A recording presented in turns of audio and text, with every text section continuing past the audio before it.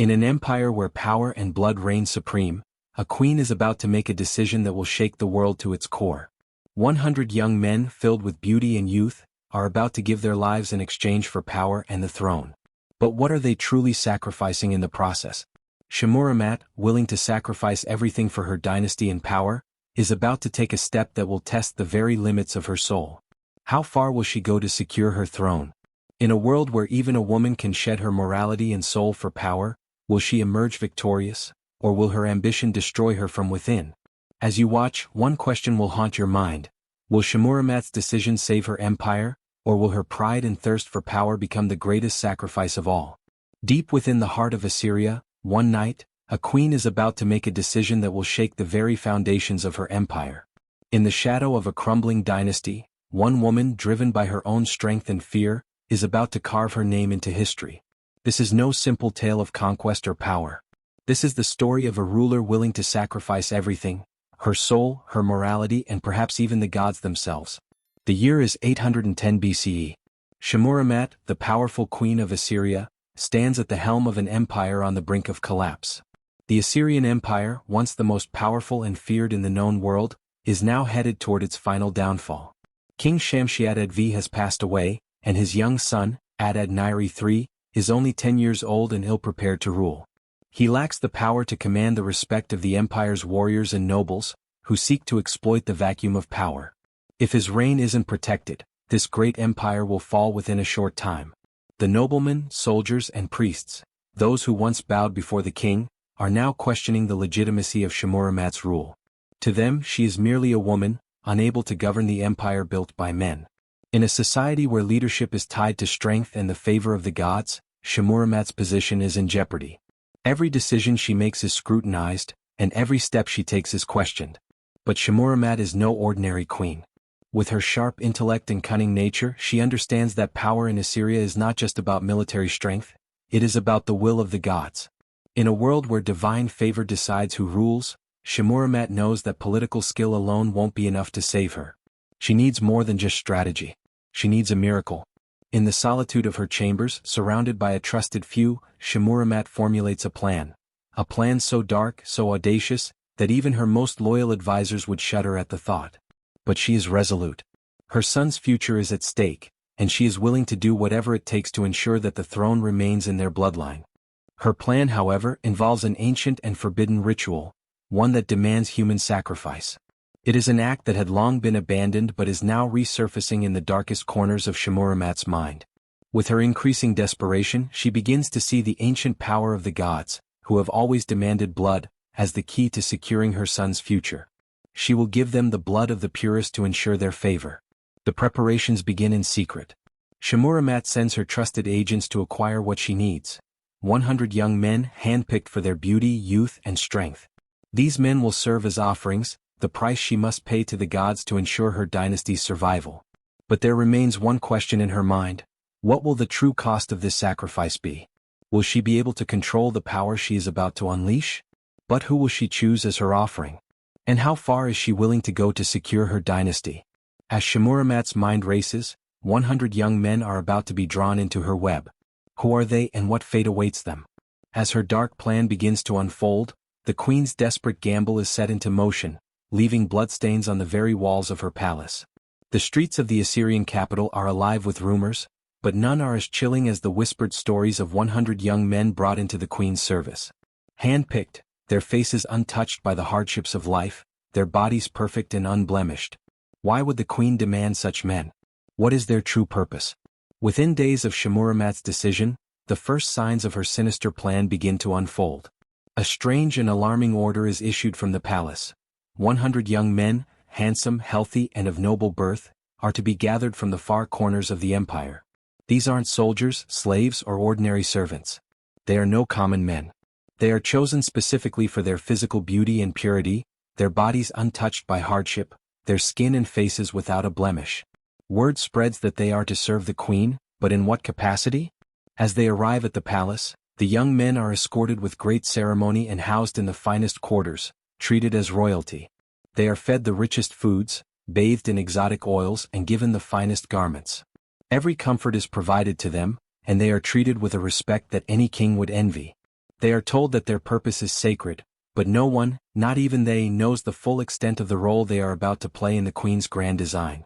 The palace buzzes with speculation, but the young men are oblivious to their true fate. They have been carefully prepared for what they believe is a great honor, to serve as divine consorts to the goddess Ishtar. In their minds, they are to be part of a divine plan, chosen to elevate them to a status beyond the mortal realm. But this is where the truth begins to diverge from their understanding. Shamuramat's plan is more than just a political maneuver to secure her son's throne. It is a ritual of blood, power, and divine intervention, a dark offering to the gods themselves. These young men are not to be honored in the way they believe. They are to be the queen's offerings to Ishtar, sacrificed to ensure her son's reign and to secure the future of the Assyrian Empire. Their purity, their beauty, their very lives, will serve as the price for the throne. Meanwhile, Shamuramat spends long hours in her private chambers, consulting with high priests and preparing the necessary rituals. She gathers herbs, potions, and sacred objects, ensuring that every detail is meticulously planned and every step of the ceremony is in place. Her mind is fixed on one goal: to change the fate of her empire forever. She knows that the coming ritual will either ensure the survival of her dynasty or doom it to failure. As the preparations progress, strange things begin to happen. The young men, once excited about their roles, begin to experience unsettling dreams and visions. Some hear whispers in the halls at night, others report strange occurrences they cannot explain. Doors creaking open by themselves, shadows flickering in the corners of their eyes, strange feelings of being watched. A cold, heavy atmosphere begins to settle over the palace, and an unexplainable energy fills the air. The walls themselves seem to carry an invisible weight. The young men grow restless, their spirits troubled by an unseen force. They cannot shake the feeling that something dark and unnatural is at play, something far beyond their understanding. The palace is changing, becoming something darker, something alive with energy none can fully comprehend. Even the priests who are tasked with overseeing the rituals seem to be affected, their eyes hollow, their voices shaking with a strange tremor. What is the source of this unease? Is it the work of the gods? Or is Shamuramat's plan spiraling into something even she cannot control? As the night of the ritual draws near, something unexpected happens. One of the young men, overwhelmed by fear, manages to escape the palace. His disappearance sends a shockwave through the walls of the court. What does his flight mean? Is it a warning of something far worse to come? As the night falls, the stage is set for a grand ceremony. What begins as a sacred ritual will soon descend into horror. The young men, still unaware of their fate, will soon learn the true meaning of sacrifice. The night of the ritual has arrived. A heavy, unsettling silence hangs in the air, thick with tension. Inside the grand chamber, everything is meticulously arranged. Flickering candles line the floor, casting eerie shadows along the walls. Shamuramat steps into the room, her figure cloaked in the regal attire of Ishtar, the goddess of love and war. Her appearance is stunning, her crown adorned with horns, her robe shimmering in the dim light. She is the embodiment of the goddess herself, a powerful and divine figure, and as she enters the chamber, the atmosphere shifts. The 100 young men are already in position, standing in neat rows, their faces filled with hope and excitement. Their hearts race with anticipation. They have been told that this is a sacred ritual, a divine marriage to Ishtar, where they will be elevated to the status of gods. Their minds are clouded with belief, thinking they are about to partake in a heavenly union, one that will transform them forever. But they are about to learn that the truth is far more sinister than they can imagine. As Shamuramat enters the room, the sound of chanting fills the air, slowly rising to a haunting crescendo. The priestesses, draped in sacred jewelry, lead the men in rituals designed to prepare them for what they believe will be a moment of divine transformation.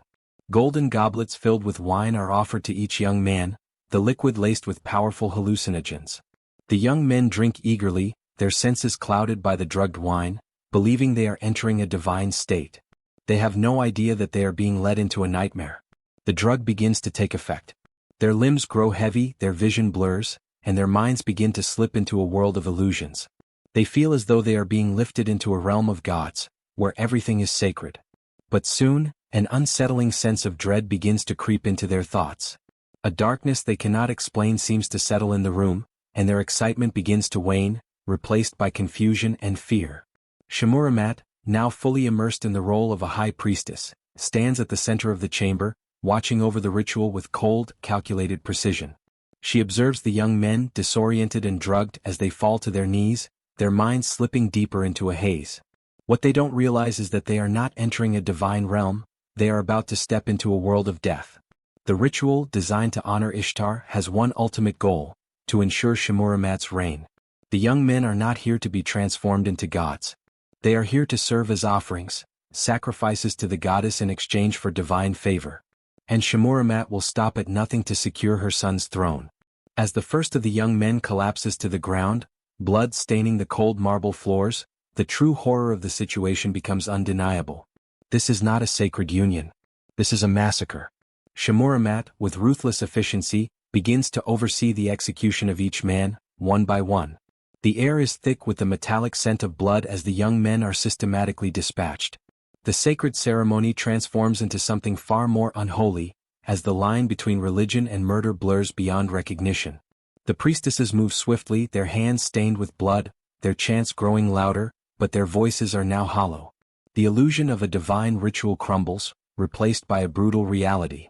Shamuramat's eyes remain cold and focused, a queen determined to secure her power, no matter the cost. But the worst is yet to come. As the bodies pile up, one young man, still conscious, begins to see something that chills him to the bone. He struggles to stay awake, his vision fading, but through the haze of his drugged mind, he sees something that shakes him to his very core. Shamuramat, standing at the center of the carnage, her crown gleaming in the dim light, is not the goddess she claims to be. Is she a goddess at all?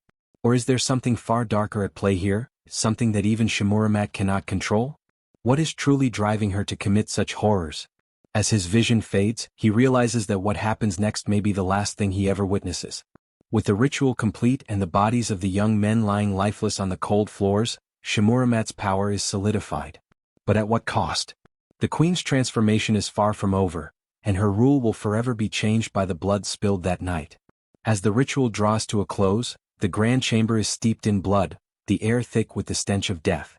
The once hopeful young men, full of life and anticipation, are now nothing more than corpses, their lives snuffed out in the name of divine power. Shamuramat stands at the center of the carnage, her figure cold and unwavering, a queen who has successfully secured her throne. Her resolve is unshaken, her ambition fulfilled. The 100 young men who entered the palace alive are now mere offerings to the gods, their sacrifice a means to an end, a price paid for her son's future, for the continued survival of the Assyrian Empire. The palace is silent as the last of the bodies are moved. The ritual is complete. The ceremonial hall, once filled with the sound of chanting and the promise of divine transformation, is now eerily still. As dawn breaks and light filters into the chamber, Shamuramat's mind is already at work. Her actions, though brutal, have been carefully hidden. She ensures that the official story is quickly spread. The young men were chosen by Ishtar, taken to the goddess's afterlife to serve as her divine consorts. The priests, trembling with fear of what has transpired, echo the queen's narrative, unwilling to oppose her in any way. Those who dare to question the story are swiftly silenced, their fate sealed by the same merciless hand that orchestrated the massacre. But even as Shamuramat's political power grows stronger, a sense of unease lingers in the air. Her transformation, however, is not just political, it is psychological. The queen, once a ruler driven by calculated logic and strategy, now finds herself haunted by the very blood she spilled. Her nights are restless, filled with vivid dreams of the young men she slaughtered, their faces and screams invading her mind. Despite the outward success she now enjoys, a nagging voice within her begins to ask, was it worth it? Has the price she paid for power been too high? Her son, Adad-niri III, continues to grow older and more aware of his surroundings. Once a child, now maturing into a young man, he begins to notice the changes in his mother's behavior. Though he has been raised to respect her authority and never question her decisions, whispers start to spread within the court. Even the great queen, it seems, may not be as untouchable as she once appeared. Her once unshakable poise has started to crack. There are moments when the mask slips, revealing a queen who is no longer certain of the path she has chosen. As Shamuramat continues her rule, her actions grow increasingly erratic. She becomes more isolated, surrounded by sycophants who praise her every move and servants who fear her wrath. Her enemies, once silenced by her bloody rise to power, now begin to stir. Whispers of rebellion reach her ears, and the once invincible queen begins to feel the weight of her decisions. The empire, it seems, is not as secure as it once was. But then one night, a new threat arises, one that will shake Shamuramat to her very core. A letter arrives at the palace, delivered by a messenger whose face is pale with fear. The queen opens it, her hands trembling slightly as she reads the single chilling sentence written on the parchment. The gods are not pleased with you, Shamuramat. Your reign will end in blood. The message is brief, yet it cuts deep. Is this a warning from a rival kingdom? Or is it a divine message from the very gods she sought to manipulate? Shamuramat's mind races as she considers the implications. Is her power truly unbreakable, or has she made a deal with forces beyond her control that now demand a reckoning? The letter's arrival sends shockwaves through the palace, and for the first time since the massacre, Shamuramat feels a tremor of fear. The very gods she thought she had won over now seem to be turning against her.